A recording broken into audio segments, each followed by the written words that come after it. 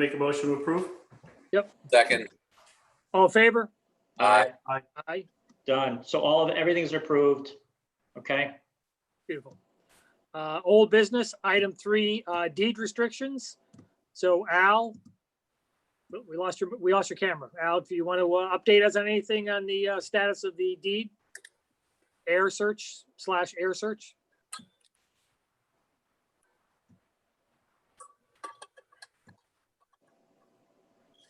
Yeah, just to everybody, it's only for information. It's kind of, we pushed it off to Al and the Board of Select because it's in the hands of the attorneys, just FYI.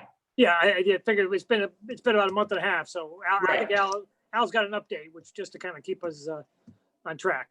So Al, if you want to, Is this my time? Yes. time, take the helm. Any good Floor deed? is the floor is yours, Your Excellency. Okay. What I would hope you would take away from my 1-minute presentation is not my command of the legal concepts, but rather our attorney's advice that we should continue onward at full speed. Let me explain his reasoning. I spoke with Brian Lima this afternoon, and he's a partner in the firm that we use as town counsel. He is proceeding with the air search, and he sees 3 possible outcomes which continue on a parallel track while this committee carries out its own mission. He does not see these as being sequential. He sees these as being parallel. So Correct. Yeah. he is continuing to search for heirs. And the initial search, which is continuing, has not produced close heirs. The search firm is now going back through the maternal grandmother, looking for distant cousins, mostly second cousins. And apparently there are more than 100 of them identified so far. That'll become relevant in just a minute. So his first, the first of the 3 possible outcomes is that he goes to court and he says to the judge, "Judge, we can't find any close relatives, and we can find a lot of distant relatives, but getting 100+ second cousins to agree to anything is really not very realistic. So, Judge, why don't you just waive the requirement that we have to go find an heir?" So that's one possible outcome. The court may not agree with that. If they do agree, a declaratory judgment would be issued by the judge, relieving the town of the duty to go find an heir. If the court doesn't like what this search shows, he can ask that the search continue and that we produce a listing of numerous relatives, and the court can decide whether or not any of those individuals have the right to be the right of first refusal. The second possible outcome is that we find a relative that appears to be the correct relative. And at some point in time, when we have a potential sale in hand, we go to that relative and we say to that relative, "You have the right of first refusal. Can you meet the price that has been established by our buyer? If you can meet the price, put up your dough. And if you can't meet the price, you gracefully exit. You have no other rights under this will other than the right of first refusal." As Brian Lima explained to me, that relative, should that relative exist, does not have the right to simply stop the sale. That relative only has the right to put up an equal amount of money and take the property back themselves. The third possible outcome is a little far-fetched. I'm not sure I can explain it well, but a potential buyer, recognizing that there is perhaps a relative out there somewhere, but is not known, that buyer could perhaps work out an arrangement with a title insurance company in which the title insurance company would take on the liability of a potential relative and relieve the buyer of that liability. Brian Lima summed up his presentation by saying, it is very unusual for a court to take up a right of first refusal offer after 7 decades. Most judges think that the right of first refusal expired long ago. So Brian Lima is optimistic. He says our odds are way better than 50-50, that a judge is simply going to issue a declaratory ruling, in effect saying, we don't have to go find an heir. That right of first refusal has somehow expired over time. Therefore, Brian Lima is encouraging us to move forward with our entire process, and whether it takes months or more than months, let's go find a buyer. I have asked Brian Lima to prepare to present his argument to the Board of Selectmen probably about 2 months from now when he concludes with his heir search, because I would like the selectmen to formally, in effect, charge your committee, Graham, to continue onward. So I think for the time being, I would urge you to continue onward. And at some time in the very near future, I would ask the entire Board of Selectmen to once again recharge you with continuing onward. I think that's what I learned this afternoon from Brian Lima. If you have some simple questions, I'll try to field them. No, that's. The only question I had is, I thought in the deed it said reverts back to the family if it's not used as a school. I don't know. Yeah, Brian seemed to be saying to me, no, it's the right of first refusal. Wow, that's That's oh, the wow, right. that's, yeah, wow. I recall the deed says a school must be built, and it was built, and then they only have the right of first refusal. That's well said, Joe. That's probably the correct answer. The school was Wow. built. Cool. Good.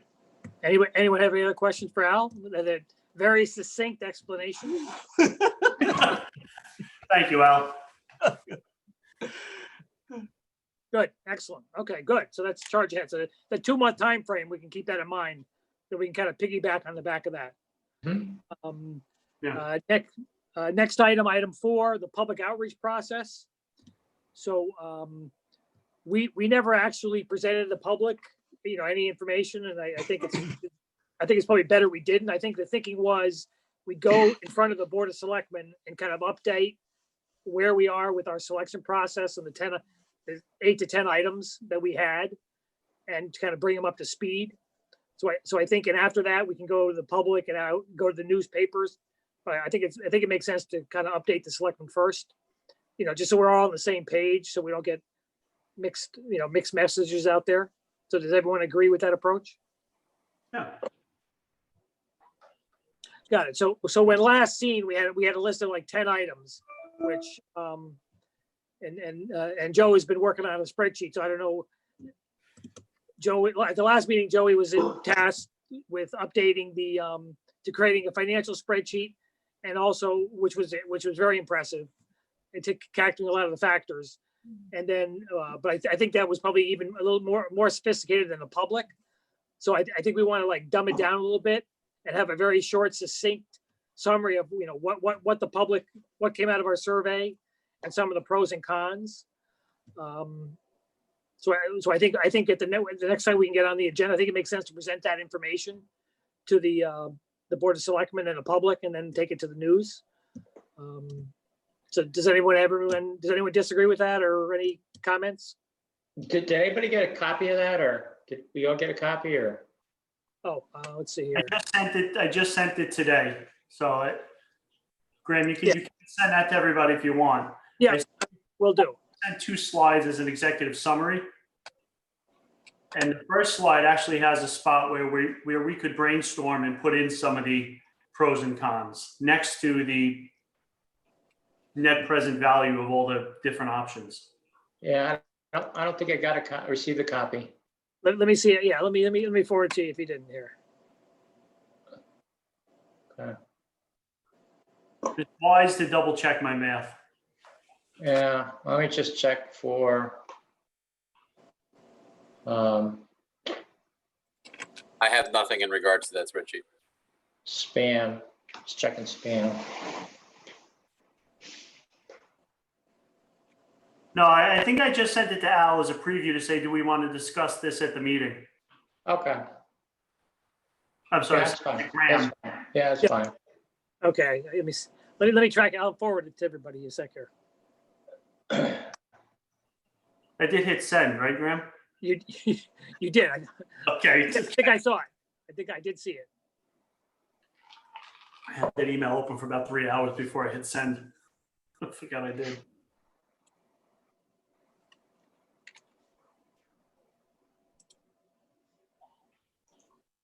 And if you want to run through it, I could Yeah, I mean, I would think you can share a screen, but share Laura the screen if you Laura want. doesn't have.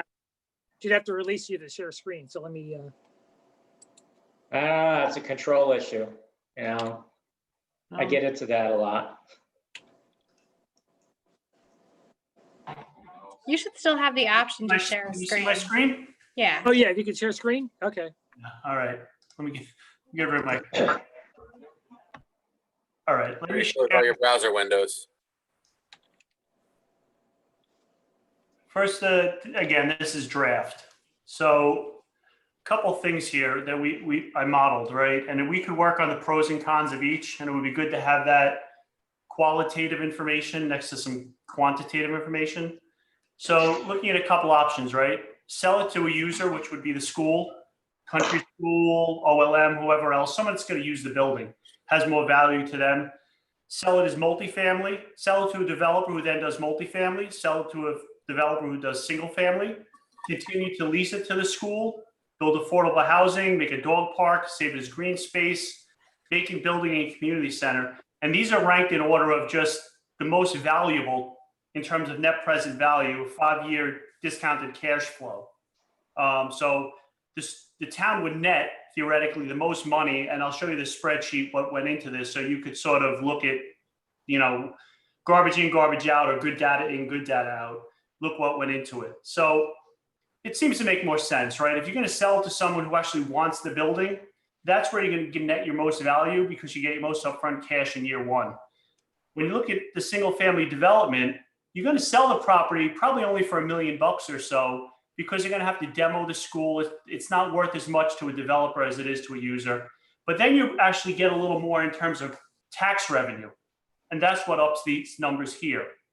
And believe it or not, the leasing is not so bad. You actually still recoup a decent amount of money there based upon the current lease that's there. Lauren had sent me the lease.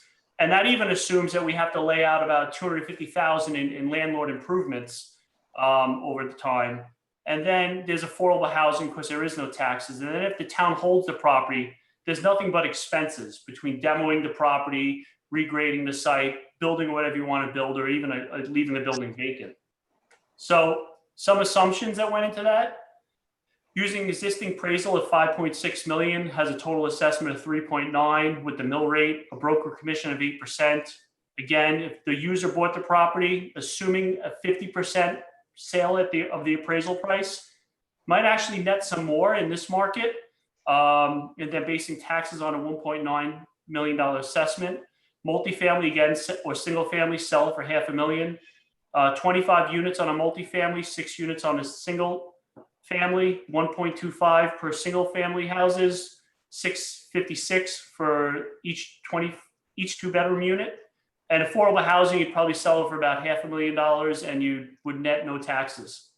And the lease, what I did is, this is an assumption on my end. And Al, I think it would be really wise of the town that if we did continue to lease the property, try to get them on the hook for a 5-year term. It's reasonable. A year-to-year lease doesn't really benefit the town much.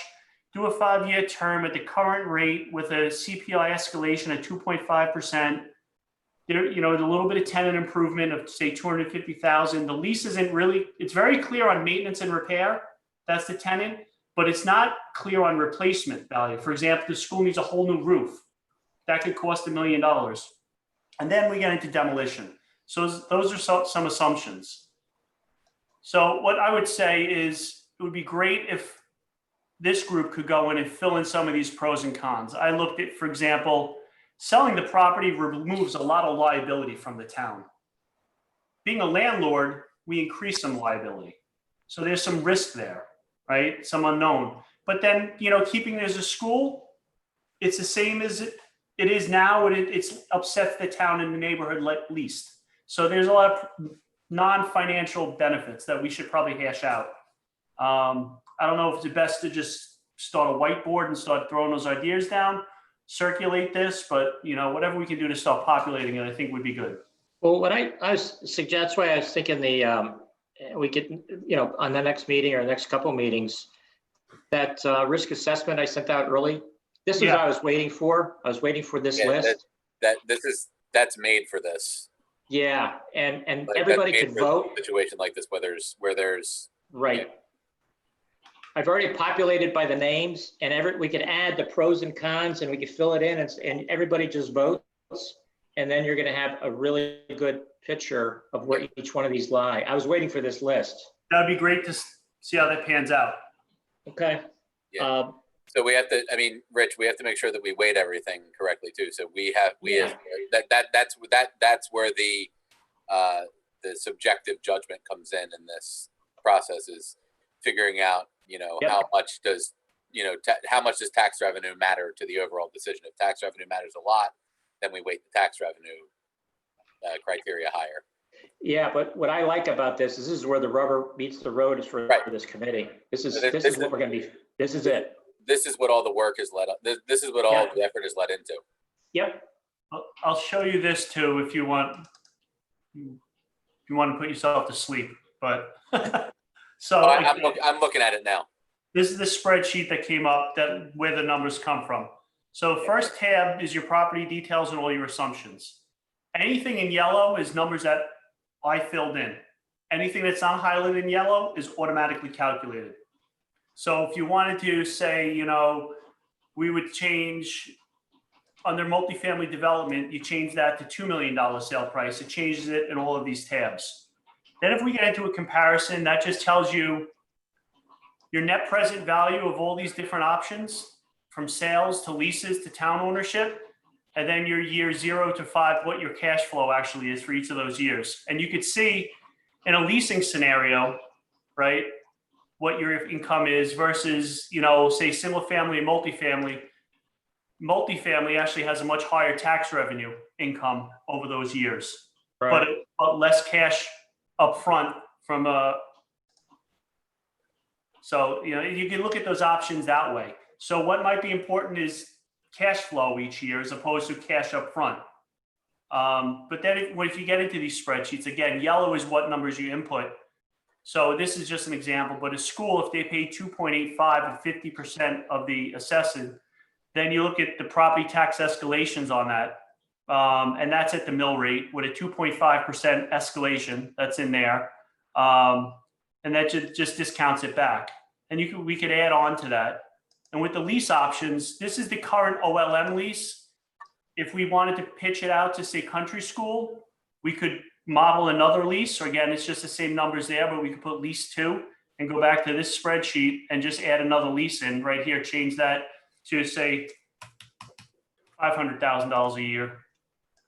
And it just changes everything here. So again, it goes into everything. What's your base rent? If we had operating expenses, but it's a triple net lease, so we don't worry about any of that. Al, I had assumed tax and pilot payments to be equal. Countries, OLM is actually not a non-for-profit organization. So you could charge them taxes or you could charge them pilot payments. In a lease, you can just make an additional rent. So anyhow, that's all there. And then Madison ownership, I want to just look at this tab. If we, none of this stuff is filled in here really, but you need operating expenses to know what your utilities, your building and grounds, your labor, all that stuff is going to be if you're going to hold on to the property. We made some major assumptions here that if you're going to build a dog park or green space, well, you're going to have to demo the property. You're going to have to remove some asbestos and do abatement. You're going to have some renovation of just planting grass or grading, planting grass, some stuff for the dogs, put fences in. So again, and then you're gonna have some utilities and garbage and all the other stuff that comes in. And what this tries to do is, since it's only a 5-year period for everything, it discounts each period back to today's dollar. So you can see it on an even basis. You know, today, if in today's dollars, what would be the best financial decision? But not to say that it is purely a financial decision. Like Jason was saying, when you go back and you say then, is tax revenue or is, you know, how the surrounding neighborhood feels more important, or are they equally important? So you should get both of these documents, the spreadsheet and that, those 2 slides after this meeting. I sent them out, I already emailed Okay. it out. And you have them. This is good. This is fantastic. And then, I mean, I'm gonna throw out, you know, maybe Jason and I work on taking this information and then putting it in some type of risk assessment and then sending it over to Joe. And then it goes to the group for, you know, education and then assessment. Yeah, Joe, I'd like to validate some of the assumptions that are in here. Okay. It seems like our market value per unit is elevated. For what? For I'm currently looking for houses. I'm looking to move to Madison. So I'm looking at the property detail and assumptions. So sheet 1, just cell E4, market value per unit, at $656 for a 2-bedroom townhouse. Yeah. Like I said, I'm just that's a lot. We can validate. I didn't think. Well, talking to Graham, that's what we came up with. I didn't think it was actually part of the ballpark. Okay. But Yeah. if it's, I mean, the ones on you could change it. Wharf are going for 1.1 million for 2,200 square feet. Yeah. And whether it's comparable, No, I like I said, I'd like to. I didn't challenge them. I didn't say I'm going to challenge them. I just want to validate them and make sure that they have, Yep. you know, what's our comp, right? right. And the property on East Wharf, the General's house, went for $1.8 million sale. That was the sale price for that property, which was a smaller piece. It Yeah. wasn't as wet, but just by comp. So Yeah, it's rough comps pulled from Zillow, ballpark, plus or minus 100,000. Yeah. Yeah. It's not Plus, going to change. we're also, everything also is jumped up 20% from at least 20% from where it was last year too. But you plus or minus 100 grand on that is not going to move the needle. No, plus or minus 10% isn't going to. Net no. present value. No, it's not going to move the needle that much. But like I said, I'm not challenging them. I just want to validate them and have that validation ready. Oh, that's the point of sending it out. It should all be, yeah. But the other. look at every number. Yeah. I mean, and I think this is more of a sensitivity analysis, because at the end of the day, the market is going to tell us what those numbers are. Yeah. You know, and at some point, we, you know, Look. the scenario I see, we go to the selectmen and say this, you know, maybe we make a recommendation or 2 or 3 options to pursue, potentially put out an RFP that covers these scenarios, Yes. you know, and kind of a best value. And we can use this tool to kind of evaluate. Because I don't think ultimately we'll decide based on this, but this will give us the ability to evaluate the option. Yeah, you know, to Graham's point, I think that, to validate that, then you want to decide, do we want to go out for RFPs for some of this stuff? Yeah. Now, for example, I personally think you could get a lot more. You could probably get at least 3 million from OLM. I did it back with the napkin calculation with their enrollments and a cost of tuition. They could, at 3 million, they have a couple year payback. So you could probably squeeze 3 to 3.5 out of them. Yeah, and if they're paying taxes, then that price can decrease. If No, that's that's as it should be. Okay. All right, What's interesting too, and it'll come out when we do our assessment, is the risk. It's a huge part of this. Is what you drive through that community and there's going to be a huge headwind if we make anything like take the buildings down and put some, you know, townhouse condos in there. You know, Dog park. You're going to get a lot of headwind. And it's the dog park is definitely a high risk. Yeah. So you think about it from a traffic perspective, right? The school is no change. If you put multi-family units in there, which is affordable housing or not, Right. you have higher traffic 24 hours a day, 7 days a week, not just 5 days a week during school hours. So there are Right. a lot of other changes that each use brings with it. If we could record all this, this is great. That's what I'm saying.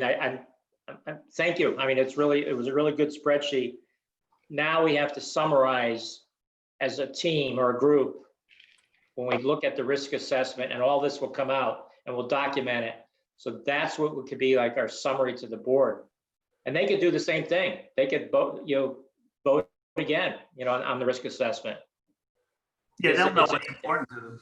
Yeah, I mean, it's an iterative process, but And I think once we get some of that hashed out, then that would be a good time to put out that second public outreach survey saying, based upon these criterias and limitations and what we found, These are of the these these are options. the actual feasible options. yeah. Yeah. What do you all think? And put it back out that way.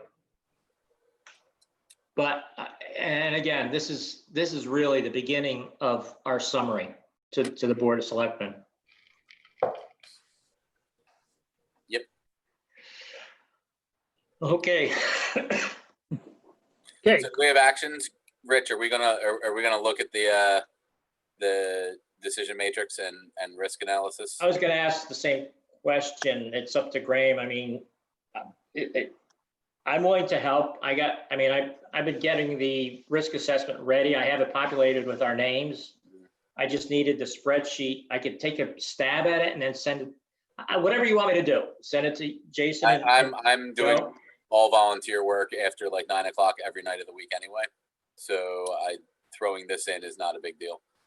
All right, I'll This populate it. This is my wheelhouse. Okay, how about if I do this? I'll populate it, I'll send it to Jason and Joe, with copy the rest of the committee and Lauren and such for information only for now.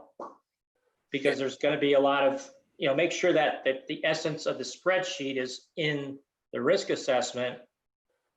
And then we'll have a training / review, and then we'll probably have a monthly meeting discussing for the vote. I guess in the future, near future. So,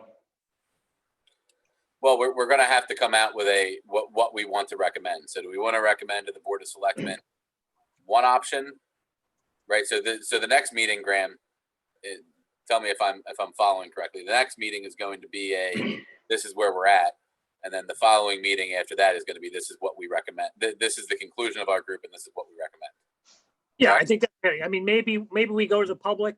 If we have meetings, I suggest maybe we have a public meeting and kind of go through the top 10. I'm kind of torn how much detail we want to get into with the public and the money and the financial part, as opposed to just kind of give them an update on what the survey was. I think incrementally, I think maybe we just kind of update them, Right. on the results of the survey, because we never really did. Yeah, do that. Am I reading the septic feasibility study correctly? In that if we can put 25 units of 2 bedrooms in there, then means we can pretty much put anything in there, right? I mean, we could, That's septic for 75 people. Is that basically what that is? that live there. So that's a pretty Yeah. high density use. Obviously, a Right. school or some other transitory use is going to generate a lot less, Yeah. fraction of that. So So maybe. so if we combine our data points from the survey with the data point from the septic study, right? We come up with we can do all of these things. Here are the feasible options that we're looking into. Bang. Right. Yeah, and to Graham's point, I would recommend staying away from any of the financial information Oh yeah. at this point. One, because it's not fully validated, and two, if you do sell the property, you don't want prospective buyers knowing. right, You don't want them to have a reference Like, document. I'm not going to give you Based on $3 their million. The developer's only going to give you $1 million for it. I mean, they should know it anyhow. It's Right. but you don't want to just give everything away. No, this is, I would consider this worksheet proprietary if I was at work. That would be something that was eyes only inside the company. So I would recommend that this sheet stays eyes only inside the group until we can burn it at the end. is Peggy inside the group? Because we copy Peggy on all our emails. The board of selectmen is part of the group.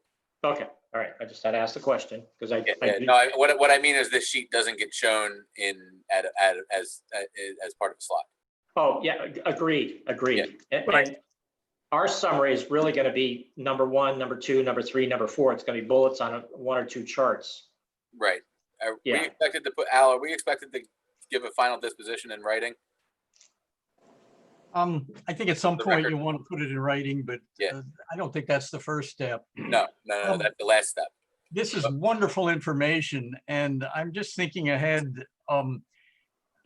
Perhaps some of this could be presented to the selectmen in executive session. I would have to ask Lauren to kind of think that through, but this would be a precursor to negotiations. And so it might be possible to share some of the financial assumptions with the selectmen in an executive session format. If we can't do it in an executive session, then I agree with Joe and others that we hate to give away a negotiating position ahead of time. So I think Lauren and I might want to puzzle through on whether or not we can claim that this enjoys some executive privilege. Yeah, I'd have to think about that a little bit, Al, to see. Because Yeah. on the top of my head, I'm leaning towards no, this wouldn't be privileged information for an executive session, but let me see if I can, Yeah. puzzle you. through it some more.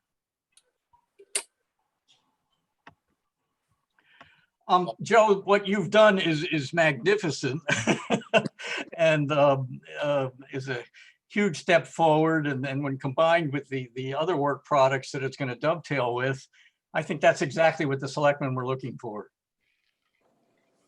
Glad I could help.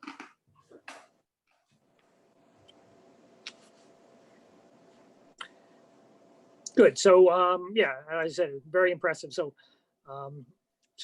so moving on to the next slide, unless someone has any more comments. So the septic feasibility study, I think I distributed that to everybody. So that was favorable, which was good news. It was better than anticipated. So the septic is not a limitation for the property if that's the one we decide to pursue. It's out there as an option. I don't know if anyone has any questions on it, or I mean, I don't know how controversial that. It would be controversial to the neighbors, that kind of density, but it gives you a sense of what it would look like, something like that, give or take. We would have to generally configure like that. So that's obviously one of the cons to the neighbors. But I don't think we should preclude moving forward just based on the neighbors alone. I think it's isolated enough with a defined enough entrance to the, let's call it, to what the proposed development, that you wouldn't be able to see it from Island Avenue. And I think that the houses that back up to it have enough tree cover between the property and that to not be able to see it. I'd be pissed if that was my neighbor.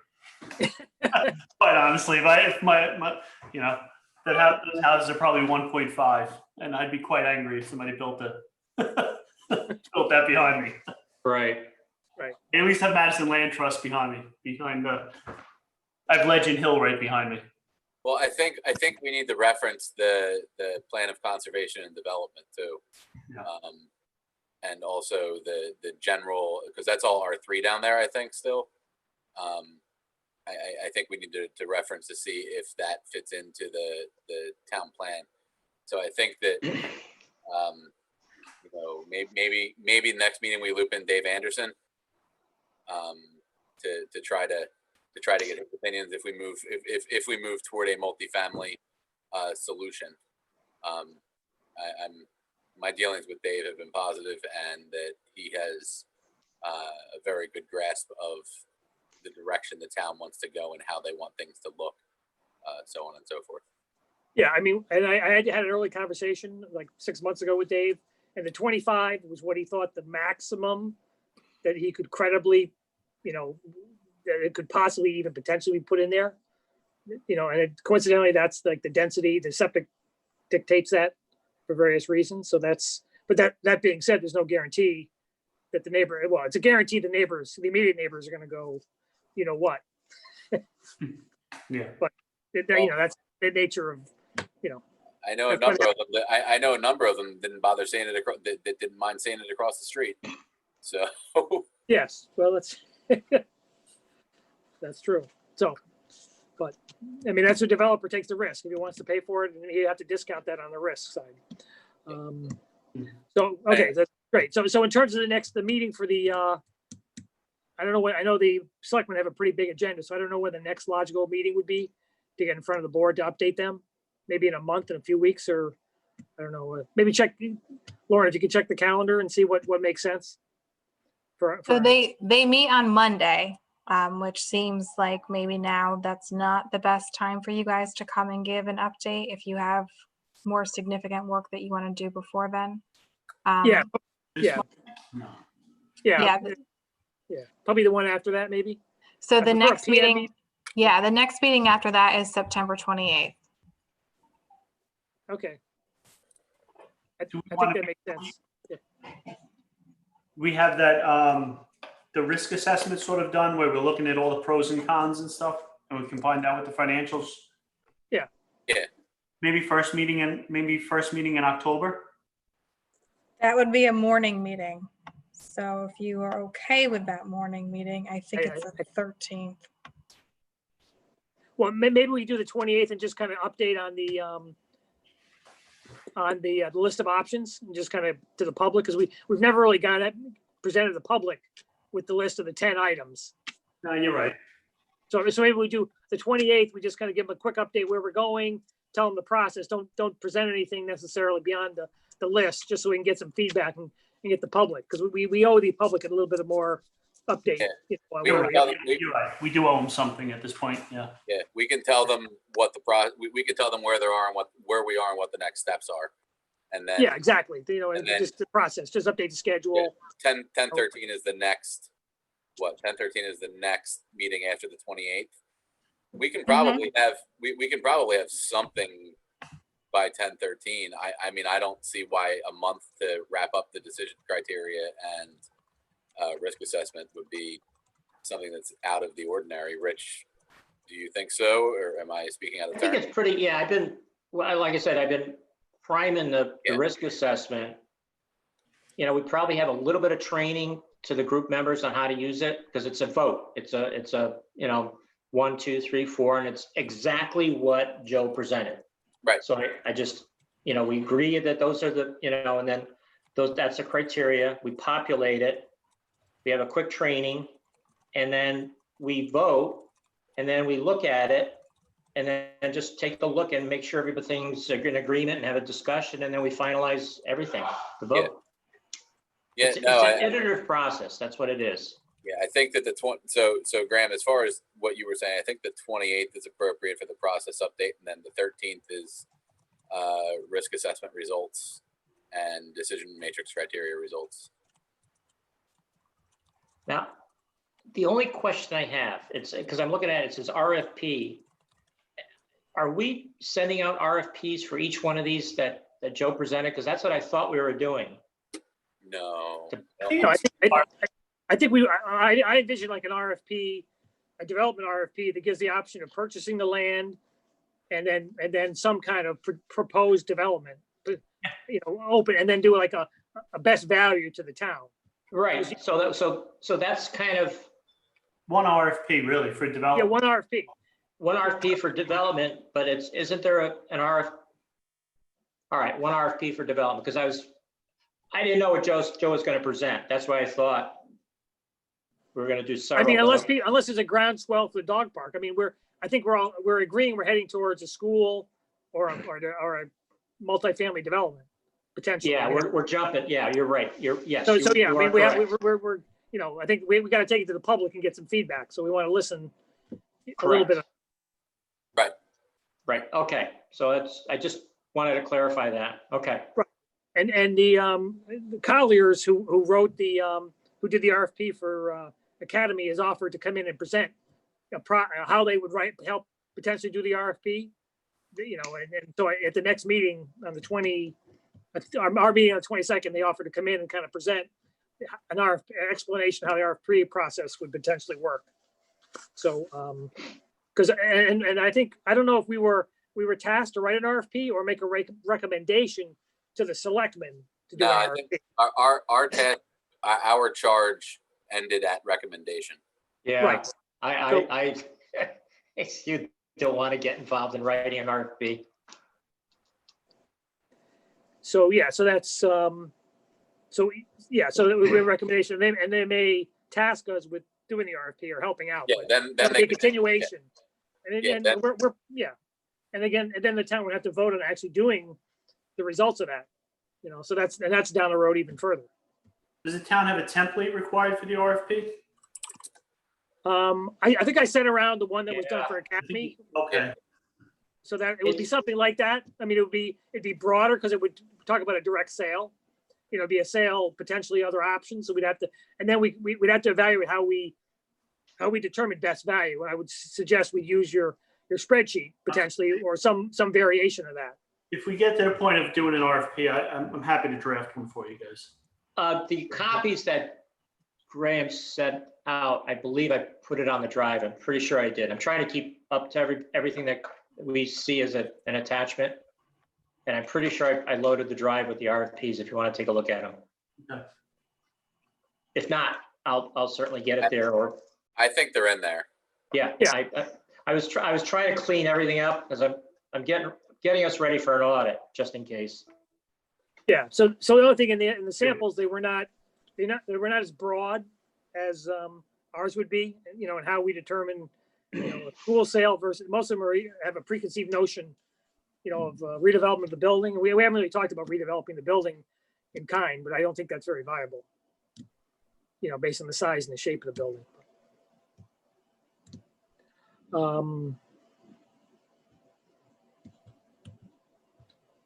Good. So, okay, I think that's it's a new business, the preparation of the selectmen review. So we talked about that. So we'll have to, I think the summary spreadsheet is good with the pros and cons. Maybe we take the present value stuff out of that, because I Yeah. don't want to, I think but I think the format is perfect, the list and the pros and cons. Yeah, and That might be good for the 28th, just kind of high level stuff. So if people could maybe look at that and then, throw in their 2 cents for the pros and cons and get it back to Joe before the, sometime the week of the, before the 28th, that would be great. Also, I just want to remind everybody, we as a group put together those list of questions, and I've been tracking those. We've been actually doing pretty good. So I don't know if you want to present anything like, because there were questions that we needed answers. That would be a good slide. Yeah, I've been filling it in. So I've been sending that's why I have a lot of attachments when I send things out. So Yeah, it kind of follows along our charge, so we can use that as kind of a yeah, template. What are we that's all. doing? Yep. Yeah. Yep. This is our charge. This is what we've done. So makes sense. And Rich, are you going to put the PowerPoint, the one file that he sent with the PowerPoint? You're going to put. Well, that's what I'm saying. Jason brought it up, and I'm assuming we have the action item. Jason and I to send it to Joe, you, just to review, to get this into that one or two. Okay, so we can extract out all the pros and cons that we kind of brainstorm. Yeah, Yes. I didn't hear the gavel from Graham to say, yes, do it. So I'm assuming we did get the gavel. yeah. Okay. Make a noise, Well, Graham. Dude, that's why I'm asking the question. I didn't hear any gavel. Yeah. I didn't no, hear the I understand. gavel. Gavel. Make a motion, approve. So Okay. Second. Direction instead of motion is fine. Right. Yes. And Graham, yeah, I agree. Take out all the net present value stuff, and then if the question is like why, if we prioritize whys in that order, we say, well, we're trying to validate financials and Right. pros and cons at this point. Just Yep. use wiggle words. Yeah. Just, WW. It's all a wag. Go away. Yeah. all right, I gotta go. I have to. Okay, I have to hear the zoning. got it. Oh, signing off. Okay, make a motion to adjourn. I think we're good. Okay, it's 6:52. 6:52. All Okay, right. thanks, Good Jason. meeting. Okay, Thanks, guys. great. Take care, everybody. Thanks, great job. Too. Take care. Bye. Hey, Lauren?